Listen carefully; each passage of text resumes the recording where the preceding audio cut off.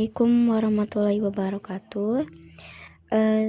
Bu Sheila Sinta, SPD, sebagai supervisor atau pengamat dalam pembelajaran pemantapan mengajar. Di sini saya Purnama Safitri Matma, NIM 855748288. Nah, di sini saya akan memberikan beberapa pertanyaan mengenai bagaimana sih menjadi guru, yaitu 1.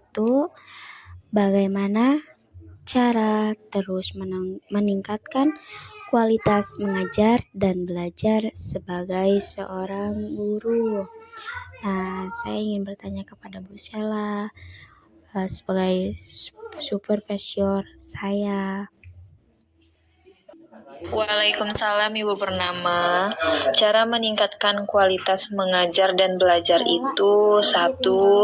Teruslah belajar, ikuti pelatihan dan seminar yang relevan untuk mengembangkan keterampilan mengajar dan pemahaman tentang materi pelajaran yang diajarkan. 2. Evaluasi diri secara berkala. Tinjau kembali cara mengajar Anda, identifikasi area yang perlu ditingkatkan, dan cari cara untuk memperbaikinya. 3. Berkolaborasi dengan rekan kerja, diskusikan pengalaman mengajar dan strategi pengajaran dengan sesama guru untuk saling belajar dan berkembang. 4. Berikan umpan balik kepada siswa, mintalah masukan dari siswa tentang cara mengajar. 5. Kembangkan hubungan yang positif dengan siswa, buat lingkungan kelas yang inklusif dan dukung siswa secara emosional dan akademis. Yang 6, evaluasi hasil belajar siswa. Gunakan berbagai metode evaluasi untuk memastikan bahwa siswa benar-benar memahami materi pelajaran dan memberikan bantuan tambahan jika diperlukan.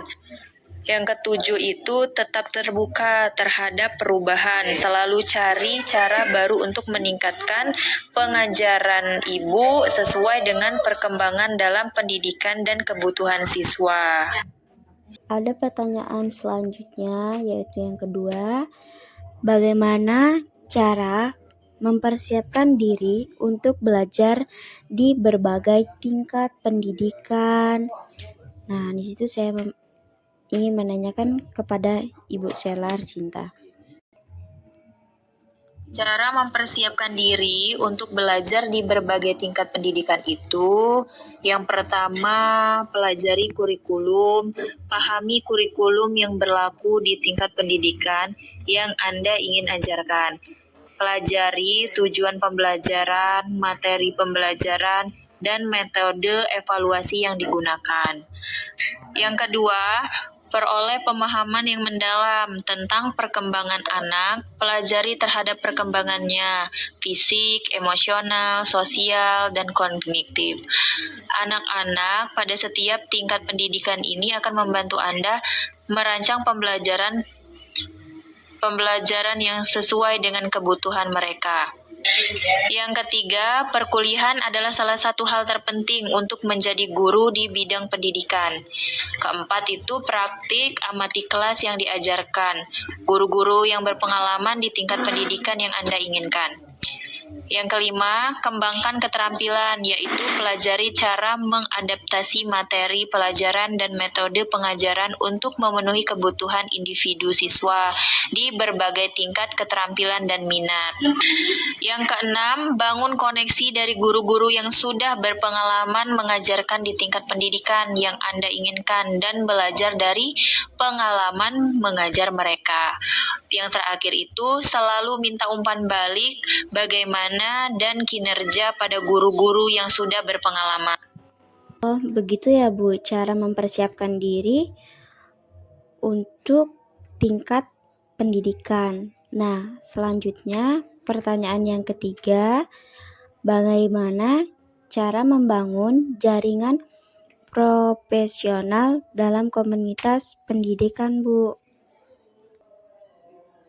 Untuk membangun jaringan profesional dalam komunitas pendidikan itu, selalu hadir dalam acara dan konferensi dan lokal karya yang relevan dengan bidang pendidikan. Di sini di tempat yang bagus untuk bertemu dengan sesama profesional, berbagai pengalaman dan memperluas jaringan. Bergabung dengan organisasi di tingkat lokal, regional, atau di nasional di organisasi bidang pendidikan guna untuk mempertemukan Anda dan orang-orang yang memiliki minat dan tujuan yang sama. Selanjutnya itu gunakan media sosial. Manfaatkan media sosial yang fokus pada pendidikan, bagikan konten yang relevan. Itu jadi mentor atau mente. Ini cara yang bagus untuk membangun hubungan yang berharga dan saling mendukung dalam komunitas pendidikan.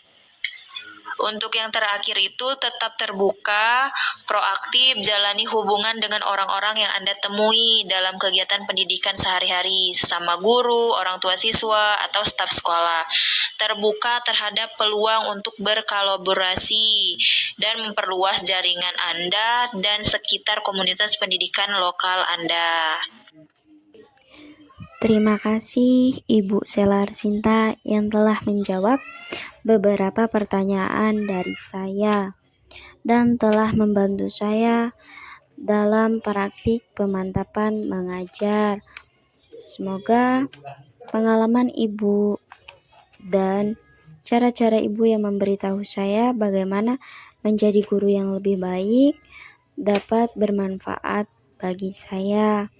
Dan saya juga minta maaf jika saya selama melaksanakan praktik kurang lebihnya dalam percakapan saya, bahasa atau tutur kata saya yang kurang sopan kepada Ibu, cara saya bertanya, cara saya menerangkan ataupun segala tindakan itu pun saya minta maaf kepada Ibu Selar Sinta.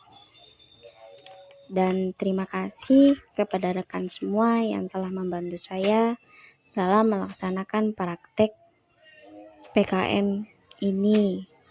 Dan saya akhiri, wassalamualaikum warahmatullahi wabarakatuh.